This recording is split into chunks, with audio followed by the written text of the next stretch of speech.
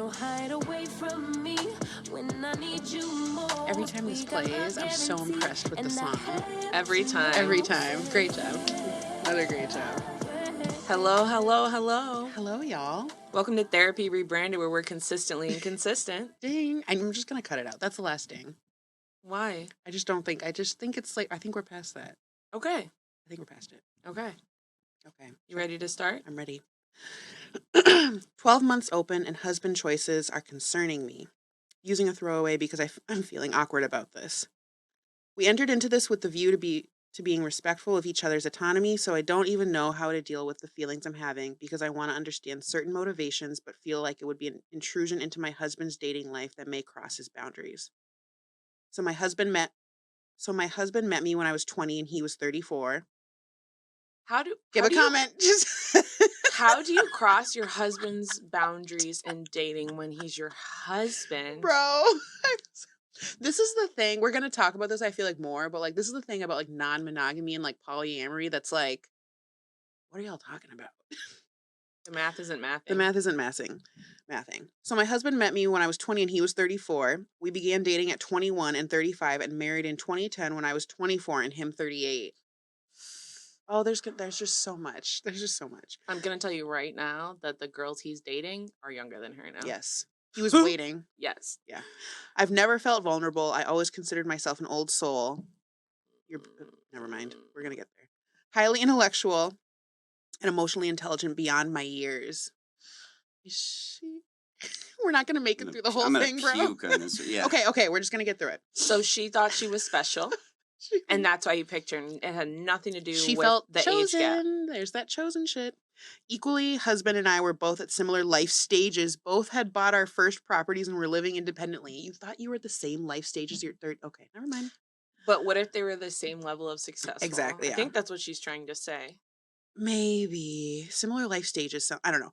Both working full time. Despite my age, I was already financially independent from my parents. In fact, financially, I was in a better place than him. So honestly, at the time, the age gap never felt weird. I'm the adult. That's what she's saying. I'm the parent. I'm the captain now. Sorry. However, since opening, my husband, now 52, has made connections with two women aged 32 and 31 respectively. The same shit. And although I'm 38 myself, this additional age gap is actually making me feel quite uncomfortable, I bet. I just have to interject and say that this is way less weird than 35 and 21. Way less weird. But it's way less hurtful. Weird. But it's hurtful. Because she thought that it makes you reflect a little bit. A lot of it. A lot of it. A lot of it. I get that 32 and 31-year-olds are adults and there's nothing inherently wrong if they're just as interested. But I just feel really weird about it in a way I can't explain. Well, have you met them? Are they old souls? That was super funny. Pew, pew, pew. I think this is more making me question his intentions when I was perhaps more vulnerable than I believed myself to being an arrogant and self-assured 20-year-old who could catch a proper man. Wait, hold on. You skipped one. At this time, he hasn't even met up. At this time, he hasn't even met up. The relationships are purely online, but they do intend to move things on to regular meetups, certainly with one of the women. So he's going to bang one. It's not sitting well. It's not sitting well. I think this is more making me question his intentions when I was perhaps more vulnerable than I believed myself to be, an arrogant and self-assured 20-year-old who could catch a proper man. A proper man. Is she English? I'm just struggling with processing and finding myself making judgments about my husband I had never even considered before. How many people told her all the shit she's thinking right now? All of them. I know. I just think the bigger age gap of 20 to 21 years, even though both parties are adults, is really something that is making me feel icky in a way, and I don't know what to do about it. I must add my husband and I have children together. I absolutely don't consider him a risk to children in any way at all. That's not what my discomfort is about. That is what your discomfort is about. No, it's not. It's about her not being special, but the fact that she's creeped out by him as he's sleeping with adults is really a reflection of the fact. I feel like this is about her being creeped out by the fact that he married a 21-year-old or 20-year-old or whatever. No, that's what I'm saying. It's like seeing that age gap is making her realize, oh, it's the almost same exact age gap that was for us. And even if they're more adults now, the age gap's bigger. That's what she's trying to claim, is that because it's bigger, it's weirder. But it's not weirder because they're older. They're older. They're adults, and they've like lived life a little bit. They have more common with him now than she did when she married him. If she In theory. wants this marriage still, she needs to speak up before he has sex with one of them. Yeah. This is only going to get worse when I he wanna starts know meeting more them, about- hanging out with them. I want to know how long they were poly Oh, she responded and to said, things. Somebody said, were you maybe convincing yourself that you were the exception when it was just the two of you? And now that he's dating other people who are even younger than you are, you're realizing you weren't, and this is just how he operates. But honestly, the women he's dating now are full adults who can make that kind of decision. You at 20, less so. But at this point in time, my primary concern in your shoes would be whether or not I was going out of his preferences rather than what he's doing with other adults. If he were still seeking 20-year-olds, I'd tell you straight up leave, but 30 is fine. But I don't know if I could feel confident that someone who dates the way he does would continue to find me attractive as I age. oh, that's what she said. That's what somebody said to Oh. her. She said, absolutely. When I was 20 or 21, I honestly had nothing in common with my peers. I felt like I was easily 15 years older mentally than any of them. That's not true. No. I felt a sense of disconnect and lack of belonging at school. My time was spent with teachers in the staff room rather than classmates in the dinner hall or playground. Oh, God. So yes, I probably did feel like it was an exception based on my own Plot sense twist, of... were you molested? No, Mhm. literally. That's what it's giving. So yes, I probably did feel like it was an exception based on my own sense of significantly higher maturity levels from age. And somebody was feeding her that line. You're so Oh, mature. God. Well, and I'm like, Hold. okay. To realize that this might be a type thing rather than a liking me for me thing has got me all kinds of weirded out about what he was actually thinking when I was 20 and him 34. Like it's got me in a way, like it's got to me in a way I find difficult to explain other than feeling icky. Oh yeah. Denial. What do you say? I feel like they need to close up the marriage immediately. Like this Yeah. needs to, you need to stop this immediately and have this conversation. And the thought that you think you're crossing boundaries by asserting yourself. If you feel like that at 38, I know you weren't as outspoken and mature and confident as you think you were at 21. You can't even stand up for yourself at 38. There's no way that you were standing up for yourself at 21. That's why he chose you.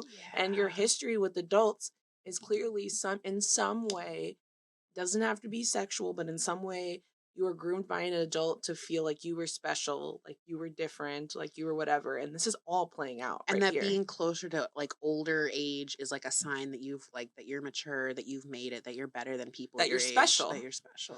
And like, did it ever occur to you, this is really mean, but did it ever occur to you that you didn't get along with people your age because you struggled socially and you were kind of weird?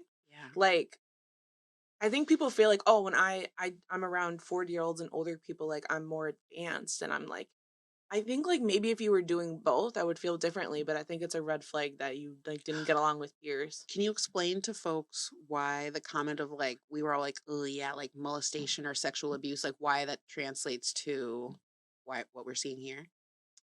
Go back to it was the lunchroom. It was the hanging around and like feeling more comfortable with teacher's adult office. And she would go hang out with the staff. Yes, feeling more comfortable with adult approval and wanting adult approval than peer approval is not developmentally appropriate. And Mhm. so there's an odd reason that was happening. And maybe it wasn't that. Maybe you weren't having like parental involvement at home. I don't know what you were doing. If Yeah. you already owned your own property at 20, maybe you had like a tough life and like you were parentified and grew up Right. quickly, but either way, that's something to look at about. it's a red flag to me. Like if a client Yeah. said that to me, I actually wouldn't say anything. I'm being Mhm. kind of like blunt because we're on the podcast and I'm just thinking out This loud. is after lots of rapport building and stuff. I wouldn't like that say that maybe- anything. I would just be curious with them Yeah. about like what about the teacher's lounge felt better. Yeah.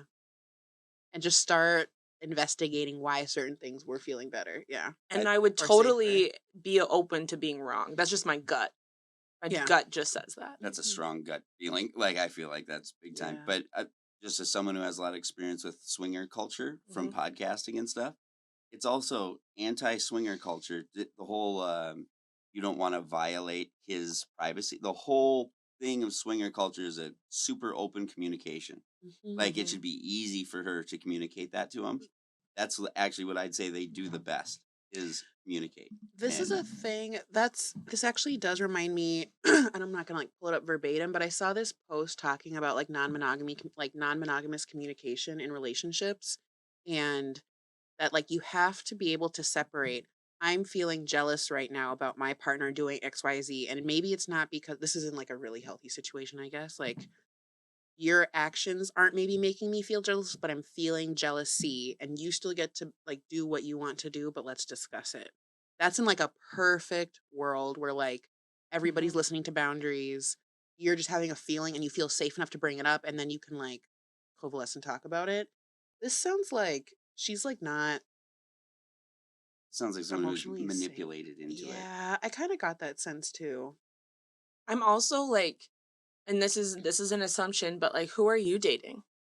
I was just thinking, What is going on in your life and then your personal, and like how does that flow? Like it's giving he's more enthusiastic than you about the situation, which I could be totally wrong about, but that's the energy that I'm receiving.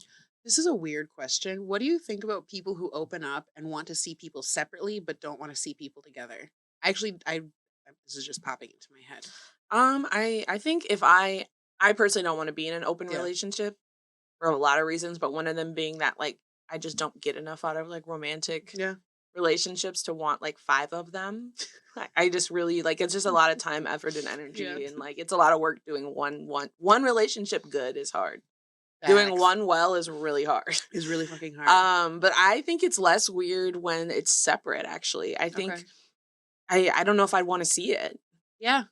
I think it only really works together when you guys like the same gender or you're gonna like switch. Yeah.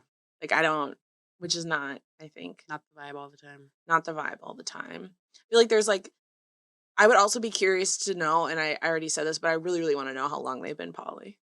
Like, is it? It sounds new. That's fresh. Yeah. It sounds very fresh.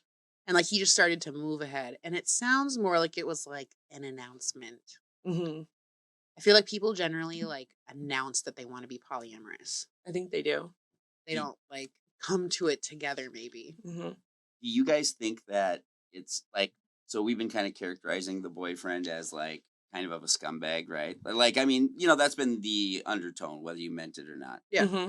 And do you think that that is fair?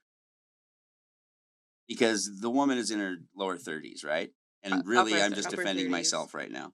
But this is what I was saying the whole time is that the reason why I think this is the wife being triggered is because this is less weird than him marrying her. Like 30s is an adult to me. He's not going back and dating 20-year-olds. Yeah. Now. Agreed. So it's not creepy that he wants to date 30-year-olds necessarily, but I think the connection she's making is like maybe he would go as young as he could. That would be interested in him. And I don't know if that's an assumption she's making or what, but like I genuinely feel like it was weirder that he not only because he's starting a life with a 20-year-old too. I mean, that's how I feel. Like any man who's over 30 who's dating someone who's 20 or whatever, married to someone that young, whatever that spread was, it was a wide spread. Mm-hmm. Younger 20s to me is like a child in a way, right? Yes. But 30, because I have misgivings over. I'm 45, so to date someone who's 32 is like, I don't know. You're already cutting it close. Yeah. Yeah. For sure. Yeah. So, I feel bad for her lack of ability to speak up. It would be hard to imagine being in a marriage for like a long, long time, over a decade, and feel like you can't communicate about something that you're already doing. That's kind of a big ask. You probably feel trapped. An enormous ask.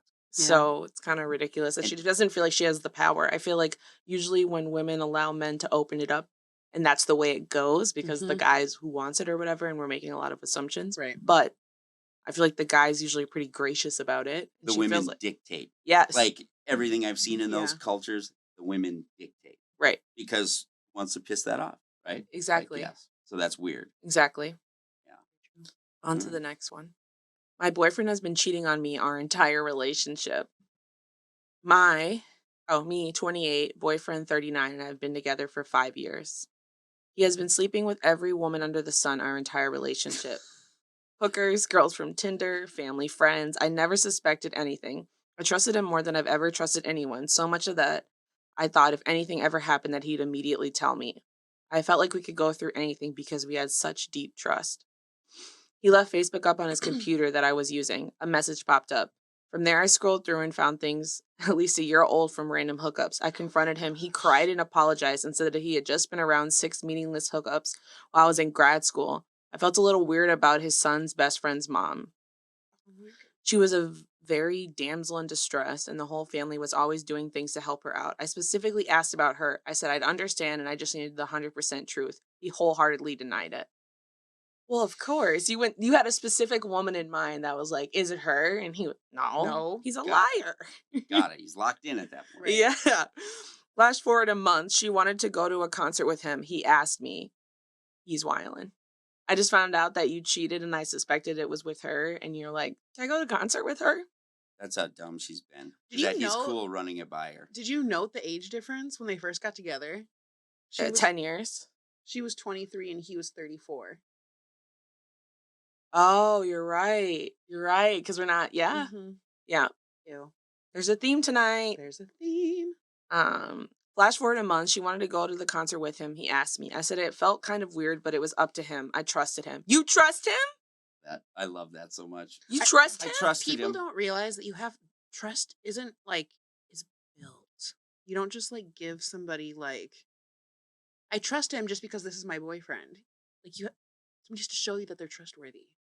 The fact that he asked is nuts. A month later, after this cheating exposure, I trust him. He told her no and that I was uncomfortable. She sent back a message saying she was, quote, just trying to establish a new sort of friendship with him. Oh, a new one. Because he broke it off with her because he was done fucking her? Ew, not them plotting. I had a panic attack. I felt it. Mm-hmm. Yes! He still denied it. She said she must be crazy and have feelings for him.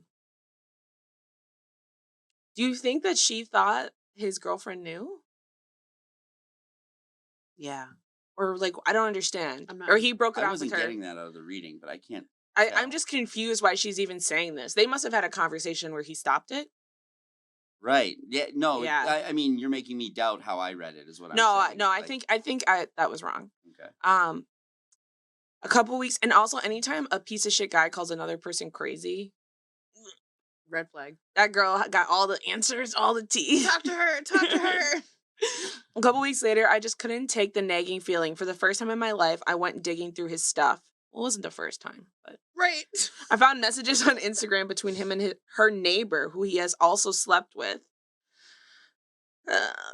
Apparently, they all had a threesome, and he hooked up with her a few times. Apparently, girl, run! What? He has been slanging it around the entire town. He's like the community dick. Yes. It's community dick. It's literally in their community. It's the community dick. Oh my gosh. I confronted him again. He admitted it. He said there was nothing else. That was it. I believe you. I trust you. Yeah, he must have been so tired after the one threesome. I still felt it. I couldn't shake it. I couldn't ignore my instincts. I told him I didn't believe him and that I'd leave this time if he lied to me anymore. Oh, girl. Oh, honey. No, you're not. I had a lecture to give the next morning. It was terrible. I could barely function. When I got home, he was crying and shaking. He told me that he's been cheating on me our entire relationship. They didn't know how to stop. My entire world shattered. I didn't know up from down anymore. Before I read the rest, he was begging her to dump him. Please dump me. Please dump me. I don't want to do all the work that it would require to fix this at all.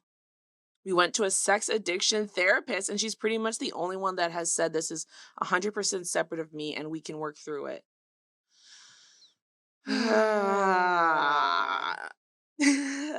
Okay, just let me finish it. We're almost done.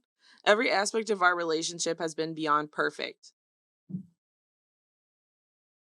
Beyond perfect, ladies. You guys just don't even understand that because you've never been even a perfect relationship. I'm dumbfounded. We have to stop laughing. I'm dumbfounded. We don't argue or walk on eggshells about anything. We align in every way. Yeah, I bet, because you fucking align yourself to him. You align with the lies? You don't ask. It's a don't ask, don't tell relationship. I don't understand. Of course you guys get along. I don't understand. We only have big issues. Yes, I thought it, but I didn't want to be the one to say it. That's like a thing? Yeah. People say that? Yeah. I want to trust him. I want to move forward with our relationship. Can we just pause for a second? Or actually just finish, and then I have a thing. Finish. Okay. I want to trust him. I want to move forward with our relationship, but the entire past 5 years feels like a lie. I feel so lost. I feel crazy. We've always had a good sex life every day, if not twice a day. Edit. I have been tested and amazingly no STDs. She lies just as much as him. To herself, though, so God damn it. That's true. If you could take a step back and look at, like, I feel like every week we have some sort of Reddit question like this. Okay. I feel like it's in the like there's just something about these situations. If you could give a treatment plan goal for this type of thing, what would it be? For who? For them or for her? For Am I the her. sex For her. therapist? You're just like a therapist. You're just like, what would you like? What is your messaging for people who are like asking, like, how do I cope with a partner who's like, we know isn't going to change? Like, what do you say to somebody who's in this position? I allow them to continue to work on the relationship in therapy with me and spend all their time talking about it and processing it. Mm-hmm. And I think I would write some kind of goal around maybe. Golf was too like clinical, but I just meant like, what is the thing that you would try to like help your client move towards if they were in this? To set themselves up in the position that they can leave when they decide to, whatever that looks like. So I'd be like, yes, continue to work on the relationship. And what I'm getting from this panic attack and other things that you're demonstrating is that your body is saying something different, that you're uncomfortable, that you don't feel safe in this relationship. And you might get back to the place where you feel safe, and maybe he will change. But I also think the way that you'll feel safe and be able to put the best foot forward in trying is feeling comfortable with an exit plan. Like, what is your exit plan? What are you going to do? I was confronted with a situation almost identical to this week. Mm-hmm. And pretty much did it's been my treatment with this person since then. Sorry. Did you laugh this much? Actually, we did laugh a lot because we've been working together a long time. Yeah. That's good. And she just knows and just is really deep in. And so it's a lot of me just like holding up the mirror and being like, well, you said you had a panic attack 2 weeks ago. Like, let's look at that. Or like, what was going on? And just kind of like holding up the mirror. Like, remember when you said this? And just helping her believe herself a little bit. Yeah. I think like the ethical thing is to follow the client where the client wants to go. So if the client's still in a place where they want to work on being in this relationship, it's not your job to talk them out of it, but it is your job to set them up for success. And setting them up for success is helping them, which you're trying to do anyways in outpatient therapy, be able to be a functional adult on their own, with or without this partner.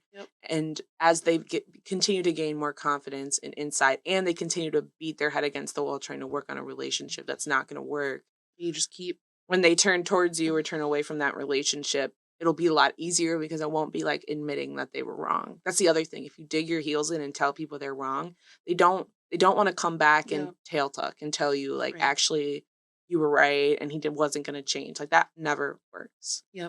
Also the I've been tested and amazingly no STDs is really blowing me. Because why would you write that on Reddit? Yes. Well, because that's because that's the rationalization she's saying to herself. That's her internal narrative is like, well, I haven't really been caused. It's not like I got caused physical harm. Like I can move past this. I can get past this. To lay the track. Yes. You know? She already is at the end. Also, I'm not a sex therapist and I'm not bought into sex addiction personally. Me neither. At all. Yeah. And so selfishness addiction. And it's just like deeper than just like addicted to sex. Like it's just such like there's a lot there. There's just a lot to explore. And a lot of it has to do with the power and ego stroke anyways. It's not just about the physical sensation. And any good addiction therapist is not pressuring the other partner to stay and work it out.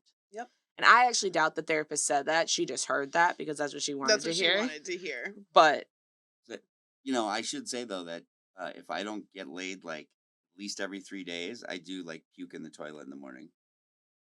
Lies. Yeah, I'm joking. Rachel's like, face. It's an addiction. I had to say lies because Rachel believed you. Not that it happens, but that you were trying to pull that off. Yeah. It's mind-blowing. Stop doing that to me. Rachel believes in blue balls. This is like, oh my gosh. I mean, blue balls do exist, but not like they think they do. I believe in blue balls because I think I experience it, but that's the only reason. You don't. Why. You're a brat. Just like those men. I am a brat. Would you guys? But let me ask you guys this real quick. Mm-hmm. When you guys hear about that, like the boyfriend here, right? Yeah.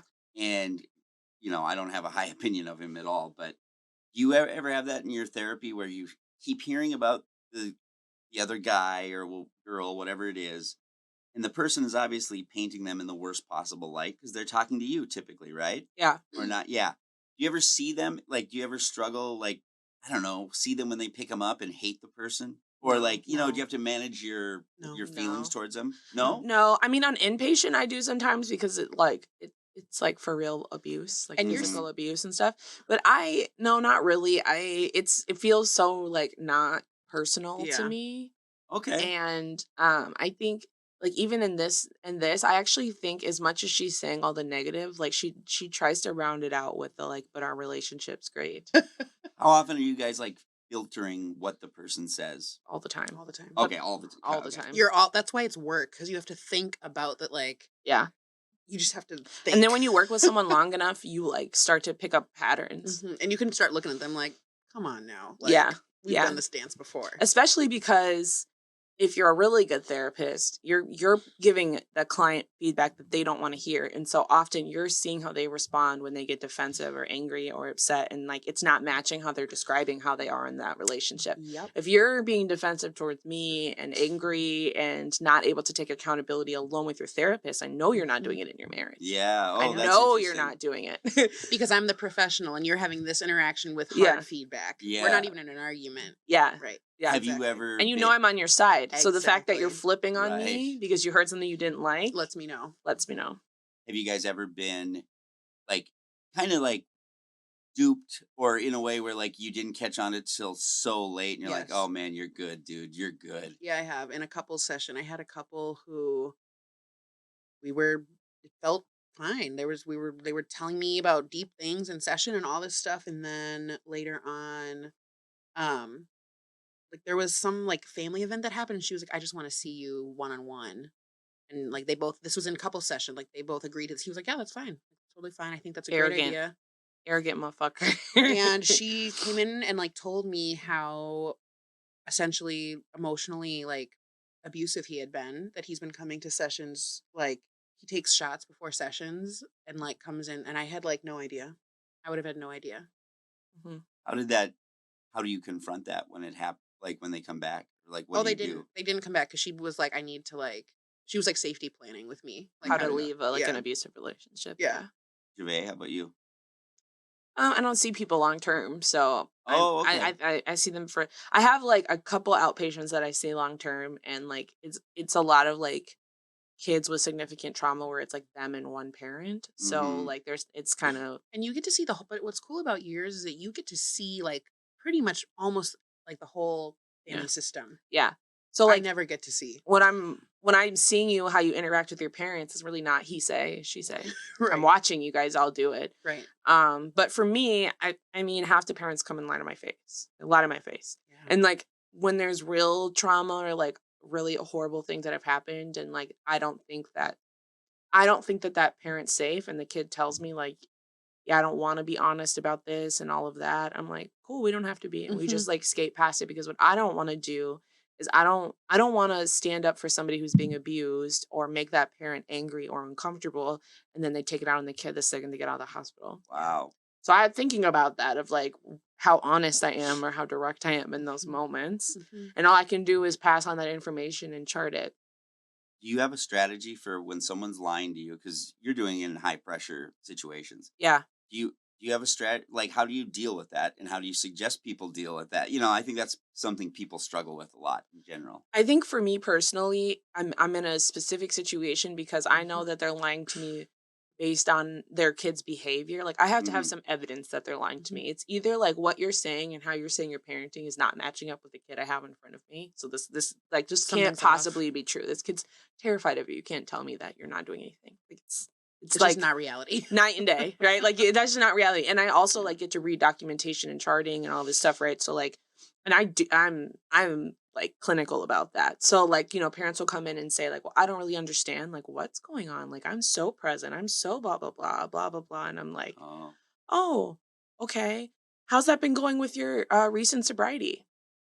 And I know they want to punch me in the face because they weren't going to bring that up. Yep. Mm-hmm. But I'm not going to let you sit in this kid's face and pretend like we're not fucking around. And that's the shitty thing about, Like, I don't know if it's shitty or not, but it's the hard thing about outpatient is that, like, you know, I get docs maybe a little bit, but most people are like voluntarily coming. So they're not coming in with like their past therapist stuff, yeah. their doctor's stuff. I might have to ask for an ROI, but like, it might take a long time. It took me almost 6 months for somebody to come and tell me like some really heavy shit from the past week. And I was like, Mm-hmm. Wow. So we just do totally different therapy.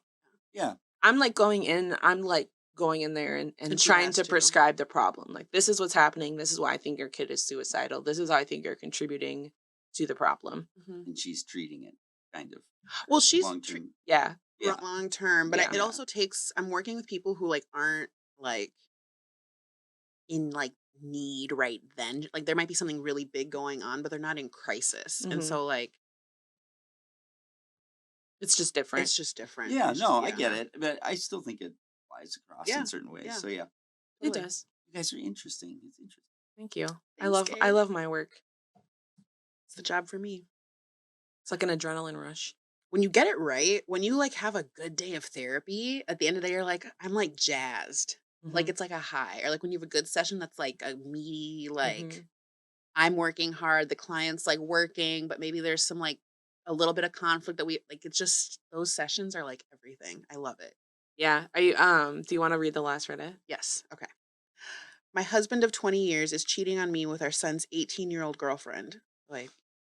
I'm going to use pseudonyms for anyone I reference in this post. I, 41-year-old female, am a stay-at-home mom. My husband, 48-year-old male, whom we'll call Paul, works in finance. We've been married for nearly 20 years. We have 2 kids whom we'll call Eric, our 18-year-old son, currently a senior in high school, and Mary, our 15-year-old daughter.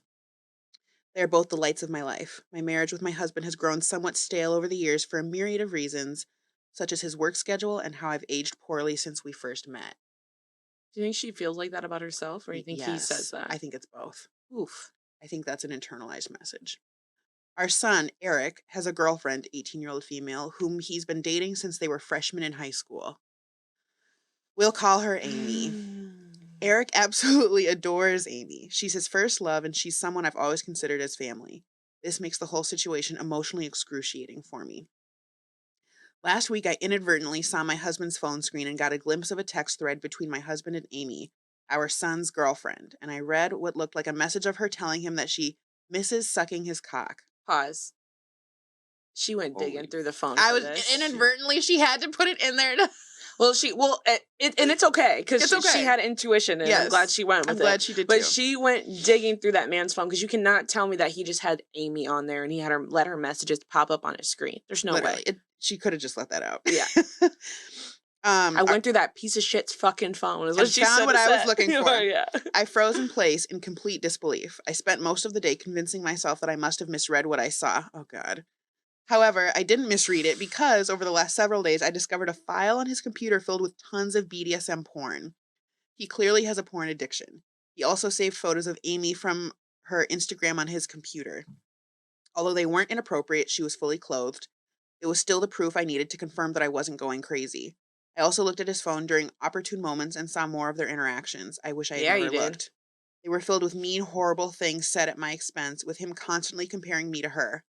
He would call me fat and old, among other things, with Amy LOLing. Pause.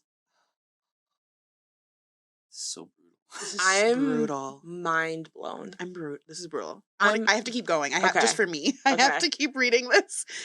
I've always had hunches or paranoid feelings that Paul has been cheating on me, but never in a million years could I have fathomed something like this. Last month, I found a thong in our bedroom that I know wasn't mine. Oh, he wants her to know. I turned a blind eye to it, being naive and acting like it was maybe our daughter's, even though that made 0 sense. Not only is he cheating on me, but he's betraying our son. I'm completely devastated. I don't even think words can adequately describe the dread, anger, shock I feel right now. I'm totally overwhelmed on how to handle this because obviously action needs to be taken, but I'm terrified of what kind of psychic blow this will blow for my son. I have no idea how to even broach this completely fucked up topic with him. I wouldn't wish this predicament on my worst enemy. I can't even believe I married this scumbag in the first place. And then my mind started to race, realizing that I started noticing specifically unusual behavior from him around the same time Amy turned 18. Was he waiting for her to turn 18 before pursuing this affair? No. There's so many layers to all of this, and I'm completely paralyzed with fear and dread about it all. None of it makes any fucking sense. How did this happen? Am I that much of a stupid idiot that I let all of this happen under my watch? No. Eric adores Amy, and the thought of revealing this sickening truth to him terrifies me. The impact on his young heart and mind could be devastating. My heart aches for Eric and Mary, who are completely innocent bystanders. I haven't confronted my husband about this because I'm frankly scared of the domino effect. I don't know who to turn to first about this. I share my story not for sympathy, but in search of understanding and perhaps advice from those who might have had to grapple with deep betrayal. Thank you for listening. Jesus. That is so fucking That's brutal. I can't even. That's too much. Fucked up. There's no way he waited till she was 18. She's been around for 4 years. Yeah. There's no way. There's no way. I, for once, in one of these fucked up Reddits, mom's on the nose. The thing that Yeah. really matters, which is the trauma that's going to ensue from the son. Finally. Yes, finally a mom thinking about her children. And her other child, which I Yeah. was like, she's like, I have to But divorce also, him. She knows, it sounds like she knows what she has to do. She's just like struggling with it. well, I think the thing is like, do I tell my son? Do you tell him? I think you have to. If you can get away with that one without like sliding it by him, make them break up and whatever, like would that really hurt him? I just think that she's going to run the risk of him finding out. I just find it hard to Yeah. believe Amy's not going to blow it up, and then it's going to become a deep betrayal from everyone. Like, what if Amy's that's like, news. well, now I'm Okay. 18, I can like be your dad's girlfriend. Yes. Like, that's so horrible. And Because that's there's what got to will be some happen. grooming going on. And they're going to keep fucking even if they break up, which is... Yeah. I think you can still confront your husband first. I think you don't have to decide what you want to do about the kids first, because he's going to beg you not to tell the kids. So that'll be in your plate no matter what. Like, you're going to have the cards on that no matter what. Because there's no way any dad wants their kid to know this. No way. Is the first decision that she needs to come to whether she's, I mean, it sounds like she knows that she's like, he's a terrible person. It sounds like she's going to leave. Oh, and she's a stay-at-home mom. Fuck. Oh, yeah. Fuck. But your kids are grown. Go get a job. Yeah, go get a job or move in. Yeah. Yeah. The idea of that betrayal from father to son is just beyond. Insane. It's so beyond fucking. That's beyond. Well, and I think it's a really tenuous situation because she's 18 now, so there's like no charges to be pressed or anything. Like, there's nothing illegal happening unless you can find out it was happening before this. But and also it's like he was the other parents? clearly grooming beforehand, right? 1000%. That's why I'm like, it didn't happen. I don't believe for a second that he waited until she was 18. I bet they got more egregious when she was 18. I actually can believe them waiting, but I can see it being a game. Because that's why. Maybe like they were texting and stuff. Yeah, being like a sick game like that. But whatever, he's still a piece of shit. Do you tell to your the highest husband order. first, or do you tell the parents of Amy first? Parents of Amy first. Yeah, I think and then so you too. tell the husband. But again, the more people you involve, like The messier it gets. once you tell somebody something, it's not a secret anymore. Yeah. And you can't once other control people it. know things, it's not a secret. It just spreads. So you just have to. You should get a therapist right now, immediately, expeditiously. How do you tell the kid that?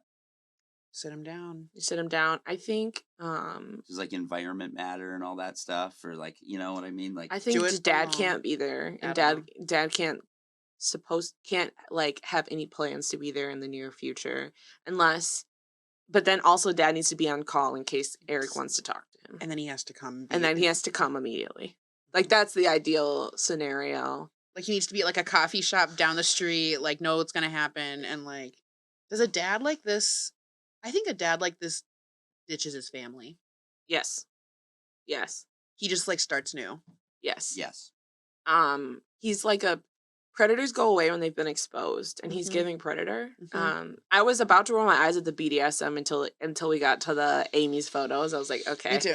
I was about to be like, all right, you're reaching. But I was gonna say, he's allowed to like that. But then I was like, okay. I think as much as she's not saying she feels bad for Amy, I think the farther away she gets from the situation, she's gonna feel bad for Amy. She will. She's not just a scorned woman. She was also like a child in this. Yes. But that's so ugly. How do you feel towards Mary in this? Amy. Mary's the 15-year-old daughter. Okay. Amy. Wait, why is Mary in this then? Well, because Mary's her younger daughter. She was just basically saying like she doesn't want her kids to find out. Okay. Yeah, gotcha. Because that's also pretty gutting. That's your dad. Oh, horrible. Daddy issues. Horrible. But yeah, I guess. Yeah, what I meant to say is, how do you feel about Amy then? I feel bad for Amy, and I think this is gonna blow up in her face. Mm-hmm. Even if like, let's say they got married in 2 years and we're together, like this is not, he's not a quality human. This is not gonna go well. She's not the only person he's talking to. She's not special, and she probably first time. And she thinks she's special, and that's gonna do serious psychological damage to her. Whenever she realizes she's not special, she's gonna be severely damaged, because then it's gonna be, oh, I was groomed and taken advantage of. Mm-hmm. And they've been together nearly 20 years. That's when he met his wife. Am I wrong for like kind of feeling like she's a piece of shit too? Yes. Really? Yeah. Yeah. I think it would be different if she just started dating. She's been around since 14. The wife considers her part of the family. Yeah, she's a bait.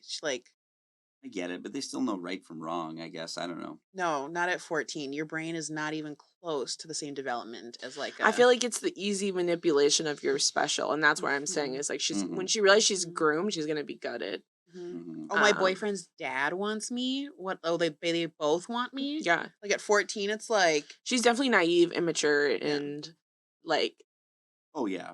And, I would be and vulnerable. Shocked. And yeah, I was gonna say kid. like she's vulnerable. Like I'd be shocked if she was very smart. Like honestly, like and one for of him those to have that much like access or like it's just. God, the guy works in finance. And then, it's giving that he's being bold. He's fucking them in their room. Her thong was in their room. He's fucking them in their home. Yeah. Like, bro, he's done that before. Yeah, I didn't put that together. And she's feeling special. She's like playing house in their house. Yeah, no, that's totally the thing. I want to know too. She's got to be having sex with the son too, right?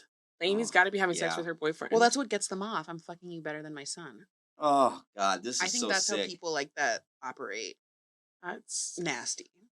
Why do I feel like Paul's jealous of Eric? Like also, I just feel like there's so many people who are inappropriate with children like this and keep it out of their home. Yeah. Because it's not like he's somebody who preyed, like he kind of inadvertently preyed on his own son. Yeah. And he's gonna like, is it obviously your dad doing that is worse like than your girlfriend doing it. But I think at 18, your brain can only handle the girlfriend. Like I think that he's gonna be so shattered. Yeah. He's gonna be so shattered about this girlfriend shit. His trust issues are gonna be insane. I know. I want so much more info. Like what is the father-son relationship now? Are they tight? Are they, or is he that kind of asshole? But I feel like he's a dad who's busy all the time with work. Power domineering. He goes on trips a lot, I bet. I bet he does. And also, like, the finance thing makes sense to me because I don't feel like you have to have personality to work in finance. Like, I feel like you can just kind of be robotic. And it's a lot of bravado. Yes. I just thought of this as more of a white trash thing. No, I didn't get white trash. No, I got the law works in my favor spoiled. Yeah. Which is giving middle class and above to me. And just like how they were like talking about her, it's like discarding. He doesn't give a fuck if she finds out or not. He wants her to, so she can leave him and then he can do what the fuck he wants. His kids are almost out of the house. He's almost free. He doesn't care. And if they've been married for nearly 20 years, and let's say they were together for a year or two beforehand, she might have been like 19. Yeah. So gutting. Her whole life. Whole life was centered around their family. Gutted. Oof. Ugh. All right. Truly shattered. Ugh. All right, I gotta move on. I know, I can't do that one. This is the kind of shit I work with, though. Like, this is the kind of shit I deal with all the time. And then I would meet Eric in Inpatient after he tried to kill himself. Literally. I'm not even kidding. That's like that's like and then you would meet caliber of story. Am I accurate in that? Like, so like to me, that's white people shit all day and all night. Oh, do you see that as a I've seen black husbands groom kids. Yeah. Okay. Yeah. No, it's not just white people shit. Yeah. It's not. A lot of people shit where they eat, but like this is just odd. That's for sure. Well, odd in the way of like a lot of people, you can kind of base whether someone's a good person or a bad person, regardless, you can kind of base like someone's line kind of well if they care about self-preservation. So like I would think like How is he so arrogant that he thinks he has that much control over Amy? That Amy's not going to blow up his life. Right. Mm-hmm. Like the shitting where you like eat peace in that way. Mm-hmm. Because it's not like when you were like sexually abusing like a kid in your house or like your own kids and there's a lot of shame and fear and that's why they don't tell. She doesn't really have motivation not to tell and blow this up when this goes wrong. Right. She has no motivation not to blow this up. So Even I'm when shocked. there's a hint of it. Yeah. Right? Yeah. And she could even like in a divorce, like she could be like, she could get a decent settlement if like he doesn't want this to like get out or blow up or affect his career. I don't know. Sounds like he doesn't really care. But on to brighter days. Better things, less molesty things. How are you? I'm well. I'm better than I have been in a long time for multiple reasons. It's giving single. It's giving single, you guys. Oh my gosh. Single. What is that, ladies? Literally, when I met you a couple years ago, if I would have been like, you're going to be happy you're single, you would have been like, you're a lying whore. You're a lying bitch and I can never hang out with you again. I'm never allowed to hang out with you again. Now, I'm sorry to interrupt this wonderful check-in, but it got a little too personal. So if you'd like to hear the rest of it, subscribe to us on Patreon. Now, back to the show. Okay, we've been trying to get to this for a month now. Do it. The ASWB test and stats. So if Gabe, you could pull up the cute little pink chart. The pink one? Yeah. And then I guess you could, yeah, that's great. So in 2022, okay, so ASWB is the National Board of Social Work. So social work, just like other, I guess, what would you call it? Like boards? Governing boards is what they call them. Social work is a profession where you have to have a license, is what I was trying to say. So you have to like report to the ASWB or whatever your respective social work board is to make sure that your like license is good and like this is where you take all your tests and stuff like that. So in order for you to become a social worker and like practice, you have to take this test and you have to pass it. Twice. No, sorry, just the LG. Sorry. Just once. Just once. And then if you want to be a social worker who does therapy and you want to make any kind of money at all, you have to take a second test and pass it, which is harder than the first test. So for years, there's been rumblings about how this test is culturally incompetent and like skewed towards white people and whiteness. And they have just been brushing it off. Like, we'll look into it, we'll look into it, look into it. Finally, in 2022, with enough social pressure, they released the statistics from 2019 through 2021. And these were the statistics. So this is for the bachelor's exam. So this would be like the first level of licensure. And then the second level of licensure would be the master's, is how I would describe it, like layman's. It's a little bit more complicated like that than that, but we'll just go with it. And basically what we found out is like there's like so many different demographics that are failing at a significant rate, which reaffirmed to a lot of people that the test actually is pretty racist. The average test score is that if you have English as your first language, you're more likely to pass. English as your second language, half of them don't pass. And this isn't the first time, this is ever. This isn't like, oh, you took the test one time and you're retaking it. This is like, I have given up on trying to pass the test, are these statistics. So I have no idea how many times it took for people to pass the test. Okay. So English as your second language struggles on the test. No shock there. If you go down, younger people are doing phenomenally on the test compared to older people. Older people are also failing the test, which people find to be very interesting. I feel like there's a racial component to that. Say more. I think people who couldn't afford or didn't have the chance to go to school maybe earlier on in life, which might be like folks who have an immigrant background or any kind of like Black or brown folks, they would go back later in life. And I think a lot of social workers who are BIPOC are older. Mm-hmm. The other thing that people say about why age is such a gap on the test is that the test, the way that you take the test and pass the test, and I've taken the first test, she's taken the first test, we both passed it first try, and we both think that's because we're biracial. Yeah. And we can tap into whiteness a little bit more. Yeah. So we took the test and we passed it both the first time, but the whole thing that they tell you about the test is think like a white woman. Put your white woman hat on, and it literally It's literally what I did it works. It works. So the test is really culturally incompetent. And what I mean by that is that the way to pass the test is to always snitch on the family.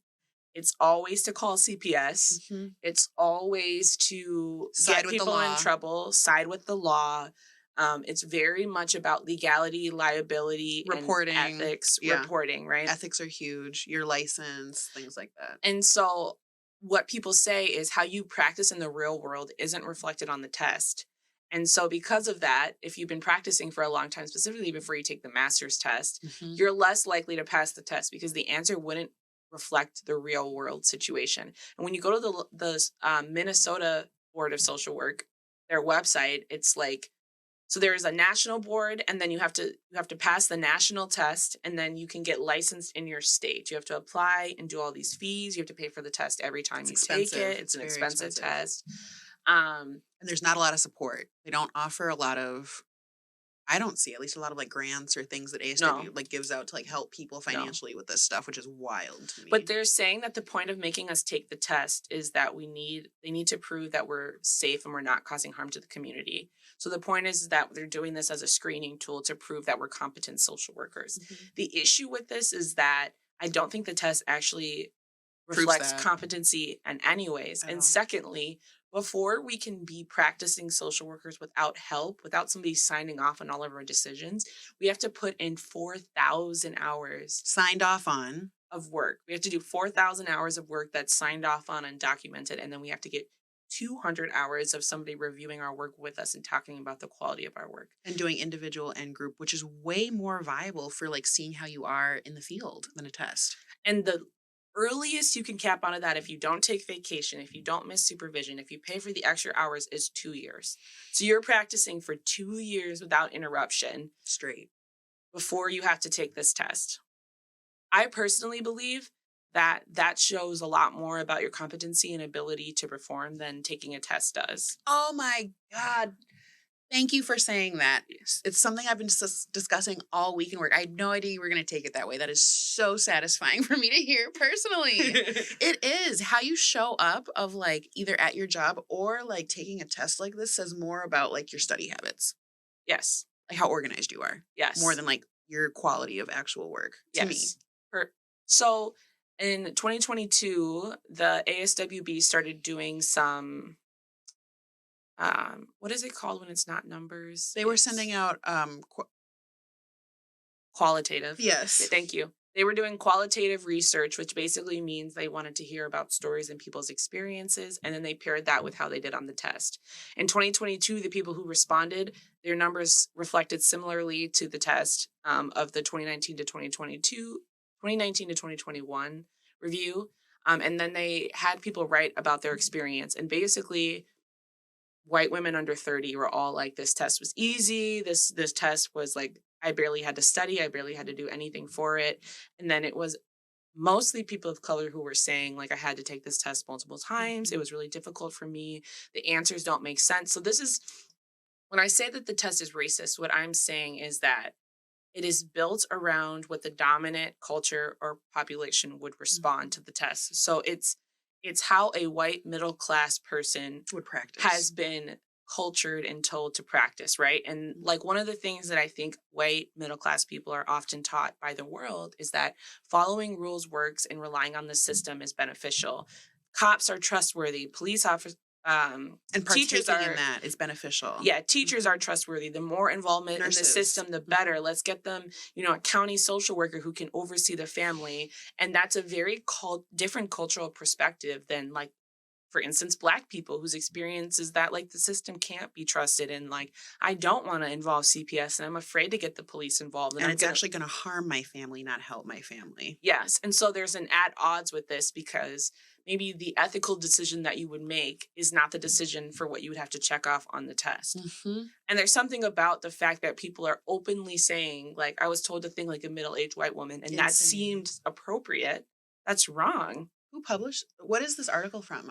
I'm curious because I would read So the I'll send it to you. Okay. My Black supervisor sent it to me, but they did. They were just doing qualitative studies on it. And it was a lot of white women saying, like, this is racist, this is wrong, which isn't surprising because they're the people who chose to write back in. Mm-hmm. But Gabe, could you go back to the other one? Thank you. Because I'm like, I need to see it too. Will you scroll down? I should have brought my laptop. What I thought was really interesting is how much better white people did. It wasn't even just that they did better. It was how much better. It was They're leaps excelling. and boves like around over Asians. For people who aren't looking at the screen, so 82% of white people passed, 64% of Asians passed, 38% of Black folks passed, 59% of Latino folks passed, 78% of multiracial folks passed, and 71% of Indigenous people. Why are Black people doing the worst on this test? It's not even close. Why do we think they're doing the worst?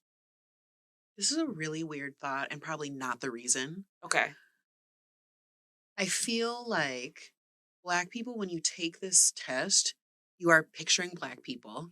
So you're picturing your own people, I think. Yeah. And I think that when white people picture this, they are also picturing Black people. Mm-hmm. And I think that how you live that out plays out in like the scoring. Does that make sense? So our culture is preventing us? I think it's that we're doing work and Black folks are like participating in their communities as a social worker, as a clinician, seeing your community. And that's hard. Yeah. It's hard work to like, it's all those things. And I feel like there's something like psychological about that. Like, yeah, you almost feel like you're like, if you're taking the test and you make that kind of like, you kind of feel like you're like stancing. I've read people's kind of testimonies about taking, and they're like, I can't put that answer down because it's actually not what I would do. Mm-hmm. Like, it's like, I'm morally... You're lying. We're all going on a test and lying. And that, I feel it. It's like, do I want to pass this test if I'm like, technically maybe going to flaunt all the rules? Like, I'm not going to be the mandated reporter that they actually want me to be. I'm actually not going to be all these things. I'm not going to police people how they want me to police people. So, and they have, it's almost like I would feel discouraged taking the test. If you're like going through and these are the questions, you're like, that's a terrible feeling. You like lose like morale. And I feel like if you're a white, middle-aged or out of college age white woman, like, this is kind of what you've been preparing for. This is your life. This is how you think social services should work. So it just like makes sense for you. And I don't think it's for everybody, but I definitely agree with that. Yes, not for everybody. My thought was that out of all, I would agree, probably Indigenous people too. I would put them in this category, but I would say Black people are the most, and like our culture feels the most opposite to whiteness. Yes. We are like the antithesis of whiteness. And so it is the most opposite and the most far from where we are sitting. And I think these social structures were created to keep, in particular, Black people out of things. Like, it wasn't these other kind of races or nationalities. Indigenous people, yes, I agree. But other ones weren't as much of they were kind of fringe groups when these policies were being put in place in general. That's caveats to that. But I agree. Black people. Like, I literally feel like a lot of Black culture is a response to whiteness. Yes. We are quite literally responding to white oppression, taking our own, making our own meaning out of that, and using that as like a core part of our community beliefs, right? And so like, and whiteness conversely responds to Black culture by policing it. Like, the things that they come up with are in response to Black people in movements, our response to us just living. They just want to. So I just thought this was really interesting because it wasn't an accident that they were refusing to release this. And then when they released this, there was like all this uproar in 2022, and then it kind of just died down. Much like all of the kind of forced DEI initiatives during and after George Floyd, like everything just kind of like died down a little bit. The conversation about it died off. And they released something this February 2024 where they said like what they were going to do in response to this. And I think, Gabe, it's the last one. Sorry, we're moving fast. Sorry, I'm browsing Tinder. No, I'm joking. You don't want to listen to our race talk. Yeah, no. So actually, I have some serious devil's advocate stuff here, because as you do this, all I think is like, okay, what would my dad? It's like, it sucks how much I'm connected to that. Like, it's so intuitive to me. It's so like quick to go, oh, I know exactly like what the critics of this would say. Yeah, And but I also think we've had this conversation before of like we're probably having like a level 2 race conversation, and your dad doesn't even believe that race is a part of everything. So this sounds ridiculous to him. Like that's your dad's not our audience. Sure. Yeah. Yeah. And I guess I shouldn't put him in it necessarily. I just mean like white people of that sort. But yeah, that's who I use. Why do you think white people? How do you think white people would justify the fact that Black people are doing so poorly on the test? What would be the reason that isn't about us having some kind of moral failing or intellectual? I think failing? what you said is probably right. Like the whole thing about the police and stuff like that. Like how they interact with the police. I think that a lot of people that would in today would go down pretty well, and I think it probably is 100% true. Mm-hmm. But the one thing that I say where there's a weakness to it or whatever is, well, two, and actually I shouldn't say weakness. This is actually me asking you this question. I don't know what truth is. Mm-hmm. This is a test, right? Isn't it based on, do they not teach you things before it?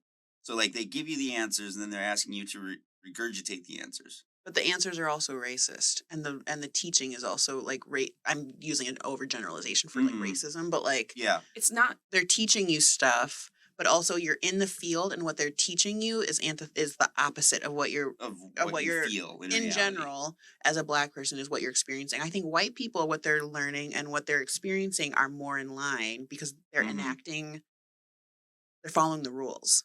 They're following out what they've been taught. And Black people are like, this isn't going to go with like how my community is. This isn't going to go with what I've been taught as like someone not in the dominant culture. So I have a question back to you. So if we got taught all the same information as them, and we got given the answers, why are we doing worse on the test?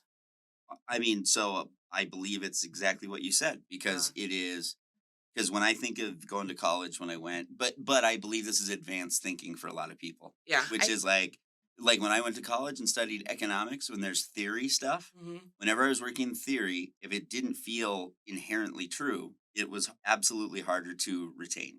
Yeah. So I can see that, like, that makes fucking sense to me. That makes sense to me too. I think the argument that you're not making, but that you're saying some white people might make is like, I mean, they're saying that like, you know, other people aren't smart enough, but they're saying it through they're lazy or they didn't study as hard or they didn't put in as many hours. And that's just covert for they're stupid or they're lazy. I love asking it as a provocative question, though. It's like, you know, I think we all believe that Black people are better athletes. Is it okay to say that maybe they're just a little bit less smart? And I'm not saying that. I'm saying as a provocative question. Like, why can't you believe the positive? Okay. Yeah. I actually don't think that. Like, I just...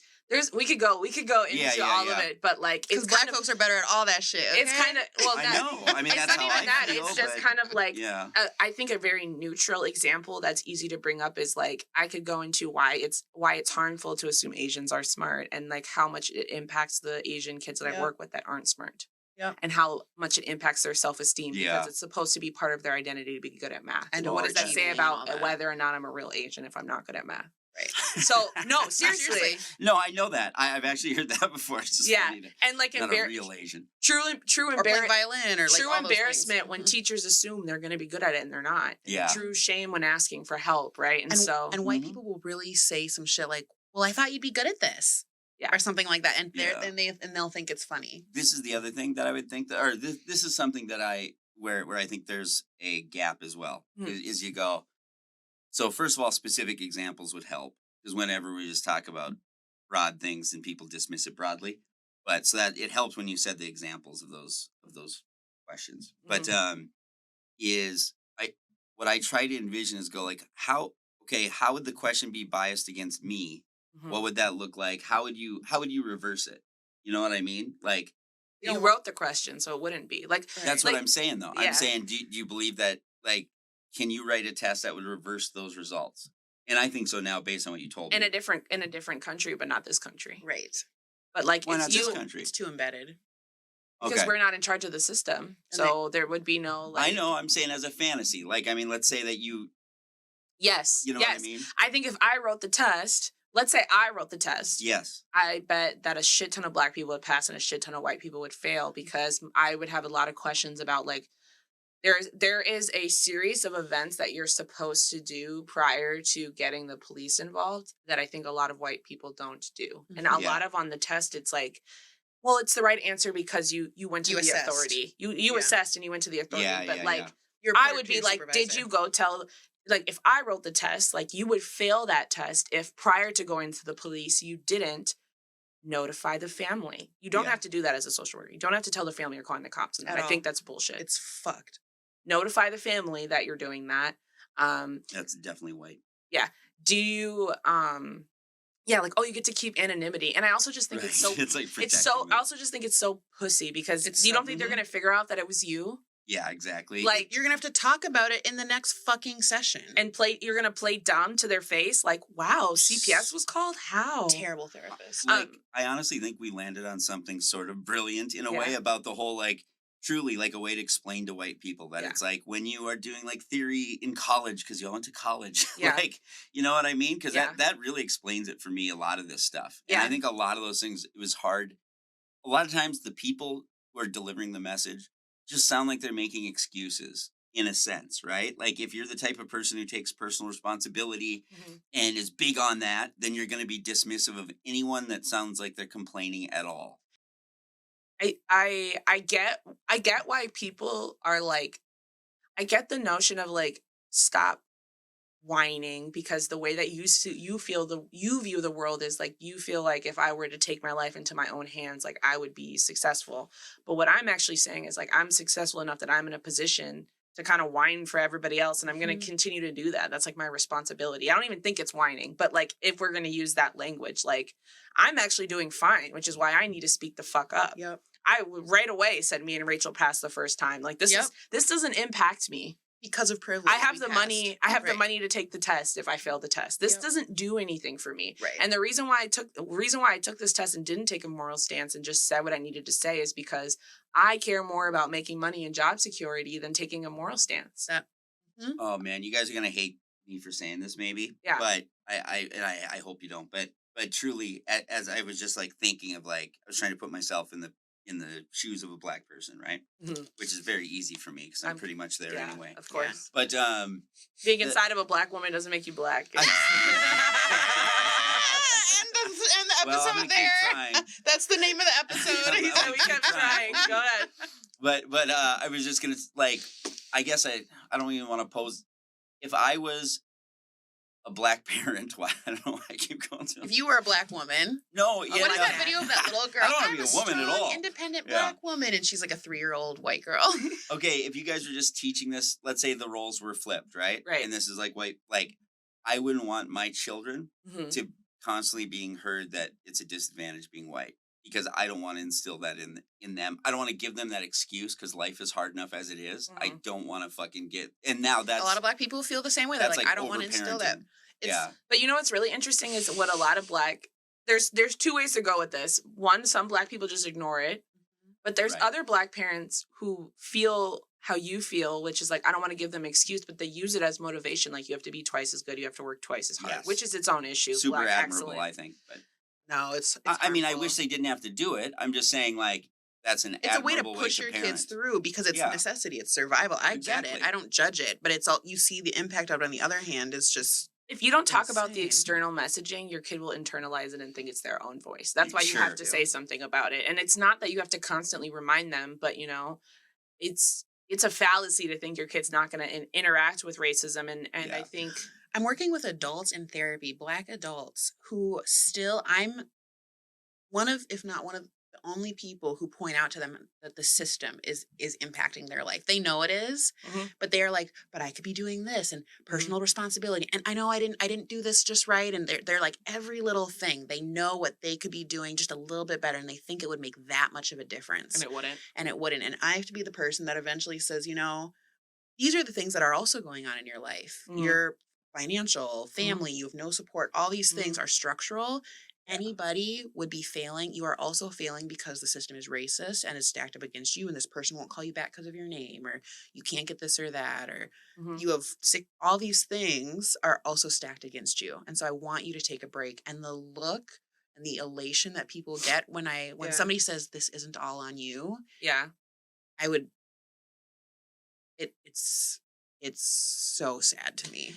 I don't think people understand and how hard it is to be like a black person working in a semi-corporate environment. And it's not necessarily that people are outwardly racist to you or they even think less of you because you're Black. I don't even think that that's an outward thought. It is the lack of community and lack of being able to be who you actually are at work. And because you are on the outer side, a lot of the politics around work are about playing the game and being liked. And so like, And Black people don't want to do that. I know how that feels. Yeah. They don't want to play the game. And so people flip on you. And if you don't, you literally get in trouble. They leave you out. You don't get the same pay raise. Those things, like, it structurally people impacts want you. to give show too much emotion. If you no, at work for I'm Black women, often the critique is not well, enough. we don't know enough about you. You don't share about your weekend. You know, we don't know you personally, and it's. Well, I was in a work situation where like a dude got pissed and it became a big thing, kind of, and I'm like, he was just popping off for a minute. You know, it's not like he's not a threat. You know what I mean? Well, that's definitely part of it too, but I think even more than that, it's like you're an other in this environment, and people just make up stories about others. Yep. You can do it in any. You can be an other in any way. Exactly. In any way, people make up stories about others. It just 100%. is. And this is why me having white family and Rachel having white family, I think, primes us to be successful in these environments because we're choosing whether or not to play the game, but we know the game. Right. If you don't grow up in that environment around those people, you don't know the game. You're learning the game as you're going. We've had more access to how white people think, to how they interact with Black people. The conversations that they wouldn't have in front of Black people. I've heard some of them just because I was in the room. Same. Like God. They forget or they just don't. Sure. It's just not even, and that's how you You've realize. had that happen? Well, like, you know, where people family in front of me at the same table, people will say things and you realize that's just how normal it is. Well, they're like your family before being Black, so I get to be my authentic self. Well, you know. Yeah. Well, you know. Yeah. Well, you know. You're different. Yeah, you get it. Yeah. Wow. I'm not saying all Black people. And they're also saying you're different because you have some white in you. That's what a lot of white family is saying is, well, you're different because you have white in you, and that's why you're better, which is also icky. Very, very icky. Sorry. Go ahead. I was just gonna say, what do you think we should do about the test? Oh, pull up the initiatives. Will you please, Gabe? Yep. Yeah. Forgot about that. I knew this was gonna be a good conversation. Good. I knew Gabe was gonna have some pushback too. Oh, I've got even more I was thinking too, but anyway, yeah. How are we doing on time? You're doing good. I don't know. No, it's insane. We're over like 2 hours and 10 minutes or whatever. Oh well. I was like, we're doing good because it's 8:30 and we're usually shooting at 11. Yeah. So was it gonna? Oh, so these are the things that they're saying that they're going to do. They're going to. So one of the things that people are saying is they're having a really hard time having access to the test. Like in Minnesota, you have to go to one of the Pearson centers and like book it, and people are waiting a long time to take the test. And when you start a job, especially when you're not licensed, you're getting that job with the assumption that within a certain period of time, you're going to get your license. Like they're like, okay, you have 3 months or 6 months. So it's like not a light deal if you can't do it. And then if you don't have a car, most of them are in the suburbs, which is fine. Like you can figure out how to get there, but it's just not convenient. And often the test taking times are like during the work day. So I think they're going to try to do secure remote online testing so it's easier for people. They were going to start for low income earners, which I don't know what that means. I don't know if that's below the poverty line. I have no idea, but they're talking about doing a scholarship program for repeat test takers. And then they're going to do more research basically. And those were the things that they said they were going to do. And then they were going to do a new outline. They gave themselves 2 years. They said they're going to do a practice analysis task force that's going to be builds the exam content outlines by 2026. And actually, my Black outside supervisor, they reached out to her and asked if she wanted to be part of the rewrite. She said no. It's a lot of work. It's not that it's just a lot of work. She's like, they're not going to give me any real power. They're not going to change the rules of the test. So wording it doesn't make it any differently. And I don't really want them to be able to sign off with my name. Like this is a Black person that helped us write the test because the backbone of the test is not changing. Maybe it will after 2026. I thought it was interesting that they're going to do scholarship for repeat test takers. I think that's cool. Like if you pay for the test once, personally, I think you should just only be able to take it as many times as you need to, just because of how much money we're putting into schooling prior to this. But I actually think what costs more money is the study time. Like time is money, and like all the apps and the retaking the practice tests. Yeah, and maybe getting you could get a tutor or whatever it is. Like, but I thought this all sucked. I thought it was kind of all bullshit, and I think they should get rid of the test. Yeah. I think the test should just be That was close to happening, wasn't it? Didn't we Gone. talk about this like a year or two? Like it was never close to happening, but it was a conversation and was something that was being considered. There are some states who are looking into alternatives. I want to say Maine was saying like you could double. So instead of 4,000 hours, maybe we do 6,000 or 8,000 hours, and then you don't have to take the test. Or if you want to at 4,000 hours, you could take the test. I think all that shit's dumb, and they should just get rid of the test and just let people get because their fucking license. because I think the 4,000 hours is more than sufficient, in my opinion. It'd be different if like there was no. We're also not doing Qualifying heart anything. surgery. Like, You guys need standards though? Like I mean, is there something you guys should all kind of agree on certain aspects? I think we're already practicing under the social work ethics Yeah. before we take the test. Like we have like a list of 10 things that are You- supposed to be yeah. our value system, and we're already being held to that prior to taking the test. Like nothing really I was asking changes. that Like too. Like I Yeah. don't know. I'm just Yeah, no, that was my answer though. Is like I Okay. think there's already an ethical standard that you have to adhere to. You have to do all that before you start practicing. You have to learn all that in grad school. they literally. And those are yeah. situational. Like as far as like Yes. we all Yeah. agree that if this happens, okay. No, No. that's what the board. It's like a governing board. It's just to keep people in line. We don't all agree on it. You agree on it when you Oh, like okay. sign the thing. You agree on it when you go to grad school. But like you're not. I don't actually agree with probably a lot of what's in there. But by applying for the license, you are agreeing to practice under the standards. You are agreeing legally to do that by applying for the license. And some people, there is like we've discussed, there are people who are either giving up their license or don't take the final test in order to not have to practice under these guidelines. I think it's interesting.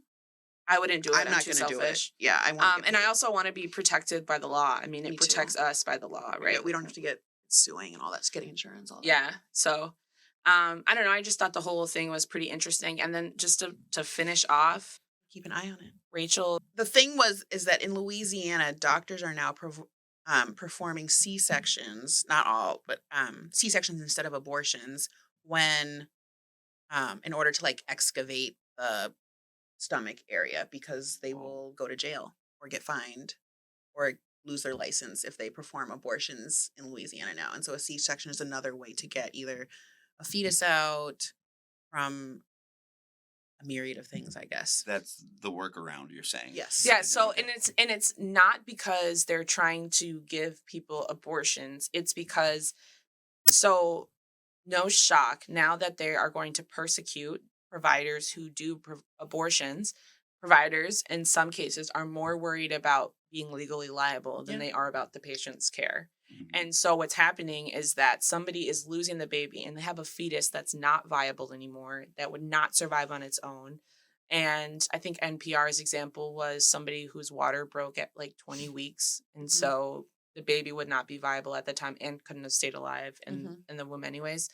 And they had to do a C-section because they had to like prove they were trying to do everything they could to get this baby out, even though they knew this baby wasn't going to live. And then C-sections are so much more invasive than abortions.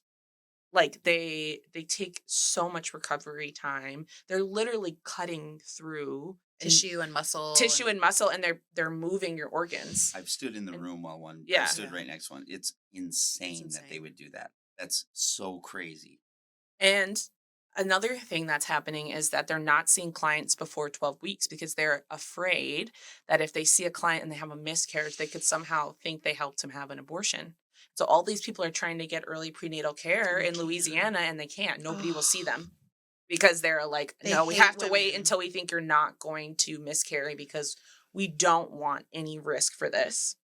The last thing that was the most scary is that the only way they can do an abortion is if the mom's life is at risk, imminent risk. And they were discussing this in the NPR article, but it was basically like, how do you decide when the mom's life is at imminent risk? Like, how do you do that? And so what a lot of doctors are doing is they are waiting until the mom's blood is poisoned, which is sepsis, or until their blood pressure or heart rate drops so low that they're going to code, which means like their heart's going to stop functioning properly. And that's when they're giving them the abortion, which going into surgery or getting your C-section at that point low is so risky for your personal health. Oh, that just gave me chills. And and that impacts low and income and Black and poor people more than anybody else. Well, yeah, because if I have any fucking money and that's the situation, I'm giving birth in another state. Yeah, you're out your fucking mind. I'm leaving. Have some mom and... Or you pay for your private doctor or whatever it is to do what needs to be done. Yeah. Not to mention, like, I assume their laws don't cover, like, rape pregnancies either, right? I don't think so, no. Right. I mean, that is so sick. Evil. It is. It's horrible, but this is what, when abortion was no longer protected, like when Roe v. Wade was repealed, like all knew that it doesn't stop. The rate of abortions wasn't going to stop. Like, this wasn't going to change anything.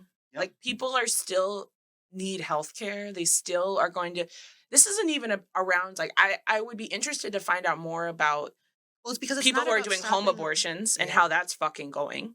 But, but like, unbelievable, insane. To think that you would have to have like a traumatic procedure because the doctor is so afraid that they're gonna be like, well, why did you abort this baby, in quotes? Because insurance companies are auditing, like, it's crazy. For like anyone to try to understand how stupid that law is, it's like, just imagine, instead of you can't do abortions, it's that we're gonna arrest everyone who has sex. Like, if you have unprotected sex, we're gonna arrest you. You would immediately go, well, that's fucking impossible. Mm-hmm. So why are we even trying this? Because it's not even about, it's literally the antithesis of like church and state separation. They are bringing the church into the state. It's just like religious. I feel like it's about control. That's what I'm saying. But it's like male Christian dominion. It's like, deeply held religious shit. That shit's really nasty. Even if you're not religious, it's a religious-based thought. Well, this is what the interesting thing about this is, though, before the 70s, it wasn't connected to religion. And it wasn't, like, this is why I need to go back and find all that research and pull it up. It's about Black people having babies. It was, well, I don't remember. You can go into that one. But I think for me, like, when I was reading about it, that it became a highly politicized issue during Reagan's time, and that like prior to that, like he actually created it to be an issue. They actually like whipped it into a problem so that it could be something that the Republican Party would come and save. Well, a lot of the issues, the social issues we have now, are from like Reaganomics and like that Reagan area, because they wanted that shift, that like conservative Republican shift happened right then. Like him and Nixon were like, Bush is the one who mastered it, though. Bush mastered it, though. They were crazy. He did, but the way that Reagan went about like weaponizing drugs and weaponizing sex and like weaponizing cultural things, like the Bushes totally like No Child Left Behind fucked. All these policies fucked. But that was because Reagan made it okay to like swing all the way back that way. It's insane. I think Clinton probably hurt Black people the most, though. I think if you talk about a specific bill, yes, probably. But if you think about like cultural impact, for sure. I liked him like as a. I don't mean that. I just meant like Reagan's cultural impact and like just that. I think war on drugs, all of that it, stuff, all of it. But I don't know. It's a mental health issue, I'm sure, and I doubt that they have the resources to manage the amount of people who are having trauma from this. Mm-hmm. As the healthcare provider, you have to be having trauma from this. Yeah. Can you even imagine?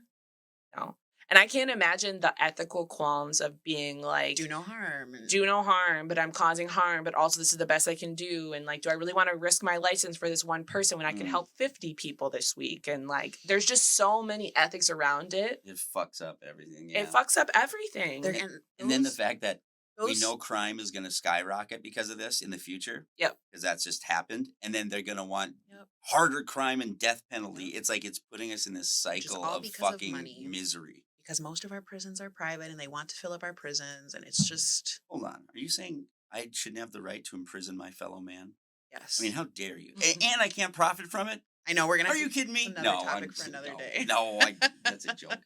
But no, I think the whole thing is... I think it's a continuing situation that we're going to watch, but I think that anybody who was tuned in knew how this is going to play out. Kind of reminds me of like Israel, Palestine, where some people are quietly saying like, well, like they're going too far, and we all like people are starting to like change their mind now, and everybody it was like pointing fingers at us and acting like we were sounding crazy, and we were like, how many people have to die? And we were right. It literally just enough people had to die for everyone to be like, okay, maybe this isn't just self-defense and retaliation. A whole country's infrastructure had to be wiped out for people to be like, actually, never mind. And that was the point we were saying the entire time is like, how far does this need to go? They're literally wiping out Palestine. Yeah.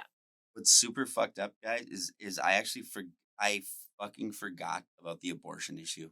Like Yeah. that it's still illegal.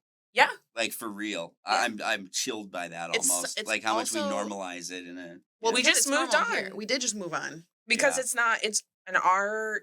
we are quite literally in a liberal bubble in the Twin Cities. Well, and I got enough other shit to worry about right now. So it's like you just move on, which many people do. So, But I'm It saying, sucks, like, it's like well, you you can't- wouldn't move on if, like, your daughter was 15, you Certainly lived in not. Louisiana, right? So it's like, for a lot of people, this didn't directly impact them. And we right. it's like an influx of information, and it's like the news cycle moved on, so we moved on. But this is going to Exactly. impact It's going to impact everybody. people. Oh, and, for sure. everybody. and even in terms of like, I've seen analysis of like, this impacts like monies to like colleges, universities, medical programs. There, people don't want to go to those programs in those states anymore. They don't want to support that stuff. And so literally coverage, care is going to tank in the South is what the assumption is over the next because people aren't. Why would I want to practice when it's that fucking risky? For what? Why wouldn't I want to go somewhere else where I was probably getting paid more money anyways to go practice in a state where the laws protect me and that all I have to do is have good intent as a provider and I can't get sued? If you're an OBGYN, imagine being an OBGYN or any kind of like doctor for like women or whatever, and like you have to hide. Anything could look like an abortion.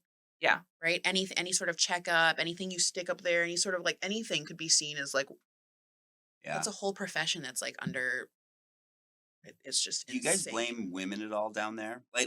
Because a lot of these white male lawmakers, they got wives who are sitting silently by with a lot of that stuff. Oh, let's You do ever see one that? more. These white women want to fucking be like, oh, it's just the white males. It's not us. Y'all raised them. Y'all I raised keep them. saying it again. Yeah. Like it's bullshit. It's all intertwined. It's all integrated.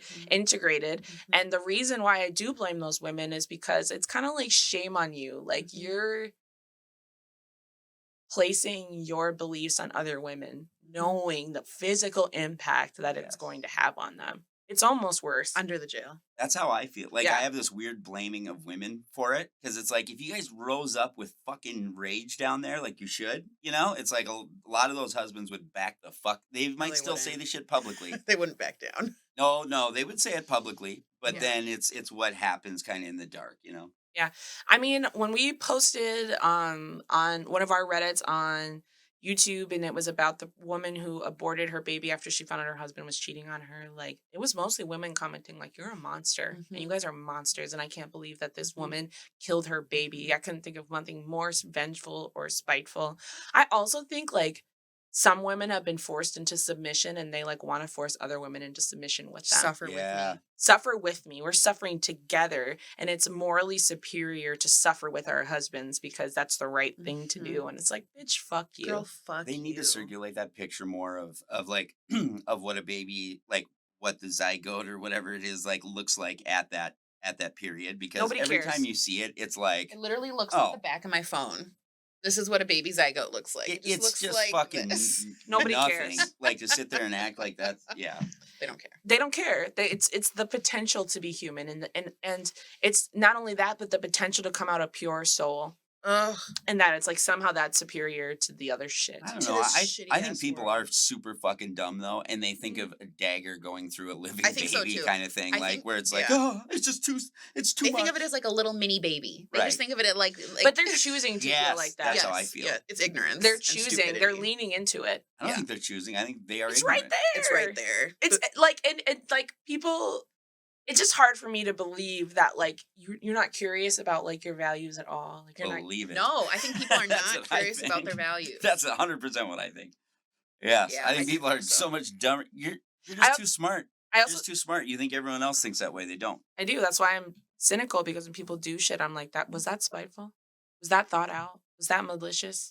And a lot of times it's not. It's just fucking selfish and sloppy. That's exactly. People are actually way more self-centered than we think. More they than are, I think. anything. Yeah. That's what I think is the overriding quality. But for the everyone. reason why I feel like people are intentionally ignoring this is because it's inconvenient for you to feel differently in the community that you're in. Like you are Yeah. so entrenched Yes. and ingrained around these people who believe this that you are shutting your eyes because it's easier. You're Yep. gonna be the Yes. one person in your bumfuck town who's Oh, I'm not a serial, pro-life? like challenger, Yeah. and like I'm a contrarian to my bones, and Oh, it's we like know. God, it pisses people off, like in those small towns like that. So yeah, But you get to leave the small town and come back to absolutely, the regular place, and as designed.